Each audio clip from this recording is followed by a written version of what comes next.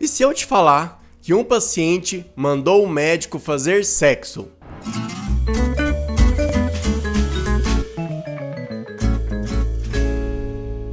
Olá, sou o Dr. Rafael Freitas e hoje eu vou contar uma história muito interessante que aconteceu comigo dentro do consultório, onde um paciente mandou eu fazer mais sexo. Mas antes disso, eu vou pedir você para curtir, compartilhar, se inscrever no canal e ativar as notificações para ajudar o canal a crescer e levar essa mensagem para muitas outras pessoas. Eu estava no consultório quando adentrou um senhorzinho, mais ou menos uns 70, 75 anos, magro, novo, trabalhador, um cara muito saudável. A tua idade do RG, da data de nascimento, ela é a idade cronológica. Só que dentro da medicina hoje, existe a idade biológica, que é aquela verdadeira idade que você tem. Ou seja, você cuida da sua saúde, você não tem vícios, você não é estressado, você tende a ter uma idade biológica bem menor do que a idade cronológica. Ou seja, você, pela data de nascimento, você tem 70 anos, mas a tua idade biológica pode ser 50, 55 anos. Ou o contrário, você pode ter 50 anos aí na tua idade cronológica, na sua data de nascimento, mas a tua idade biológica tem 70, 75, que é a situação de muitas pessoas por aí. Talvez a maioria das pessoas. Uma minoria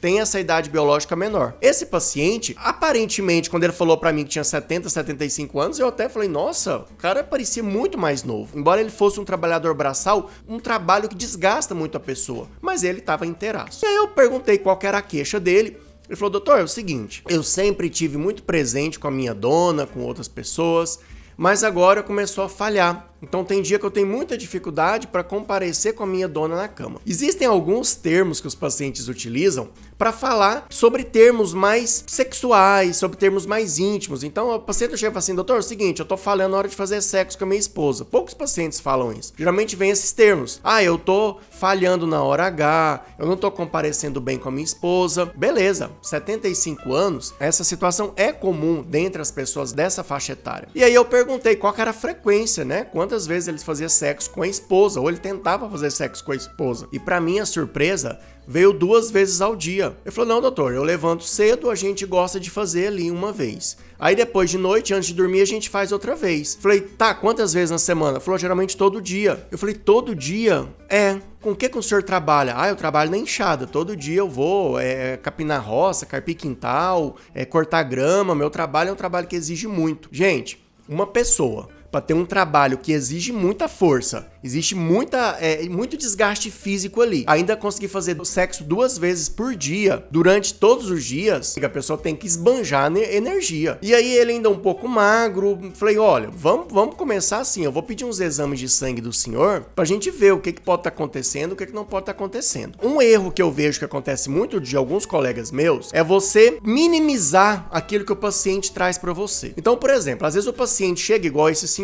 Muito médico falaram assim, não, mas isso é normal, ué, na idade que o senhor tá, trabalhando do jeito que o senhor trabalha, você já na hora cria um obstáculo entre você e esse paciente. Para você buscar a relação médico-paciente de ouro, um padrão bom de relação médico-paciente já vai ser muito mais difícil. Então nunca menospreze a queixa do paciente, por mais simples que ela seja, porque atrás dessa queixa que o paciente tá trazendo para você, pode ter alguma coisa muito maior que tá sendo escondida, às vezes inconscientemente tá sendo escondida por ele. Então eu nunca fiz isso. Aí eu, por mais que eu achasse assim, falei, gente do céu, mas o homem tá com 70 anos. Fazer sexo 2 vezes no dia, trabalhar igual ele trabalha, é completamente comum, é normal até. Aí o que eu faço? Primeiro eu proponho uma solução para a queixa dele. Então vamos fazer um exame de sangue para ver se tem alguma anemia, se tem alguma verminose. Elas podem diminuir o apetite sexual. E se isso tiver tudo normal, a gente pode partir até para uma testosterona, alguns exames hormonais que também são causas de dificuldade de fazer sexo. Tá, depois que eu falei isso, eu falei assim, olha senhor, mas não se preocupe, essa situação que o senhor tá vivendo, ela é comum. Eu tô com 20 e poucos anos e eu não conseguiria fazer sexo 2 vezes no dia, todo santo dia. Gente, pra que eu falei isso? Esse homem virou giraia dentro do consultório. Ele olhou pra mim e falou assim, o quê? Eu falei, não. Aí ele, doutor, quantas vezes o senhor faz sexo por semana? Gente, nessa correria que a gente vive, com tanto problema, com tanta coisa, não é todo dia. E aí ele falou assim, que é isso? Mas isso aí não pode acontecer. Uai, um menino novo igual o senhor tem que fazer sexo todo santo dia. Se eu fosse o senhor, doutor, fosse do jeito que o senhor eu pegava todo mundo, eu fazia sexo de hora em hora. E aí, o engraçado é que ele ficou bravo, ele não falou isso assim... Não, ele ficou revoltado. Aí eu ri na hora, vou fazer o quê, né? Aí eu ri e tal, e continuei fazendo a coisa, e ele ficava voltando no assunto. Não, mas que é isso? O senhor deve estar brincando comigo, não é possível. E nossa, sei o que, não é possível. Qual que é a moral dessa história? A reflexão que eu quero trazer pra você. Gente, o apetite sexual, a vontade de fazer sexo e a disposição de fazer sexo, ela é muito individualizada. Não existe um padrão normal. O normal é você fazer sexo todo santo dia. O normal é você ficar 40 minutos com ereção. O normal é a mulher ter o orgasmo. Não existe essa normalidade, essa regra. Sabe quando que existe problema? Quando, por exemplo, o homem... ele tem vontade de fazer sexo todo dia e a mulher tem vontade de fazer sexo uma vez no mês. Aí existe uma incongruência no casal. O problema é mais na relação, mas não é do corpo da pessoa. Obviamente, igual eu falei, muitas vezes você faz uma dosagem hormonal, uma anemia, uma verminose e descobre alguma causa dessa falta de apetite sexual. Porém, na maioria das vezes não é. É porque a pessoa não quer fazer todo dia, não tem aquela vontade. A fisiologia dela não é pra fazer todo dia. E isso pode ser tanto do homem quanto da mulher. A gente pensa que é só o homem que quer fazer sexo todo dia. Não.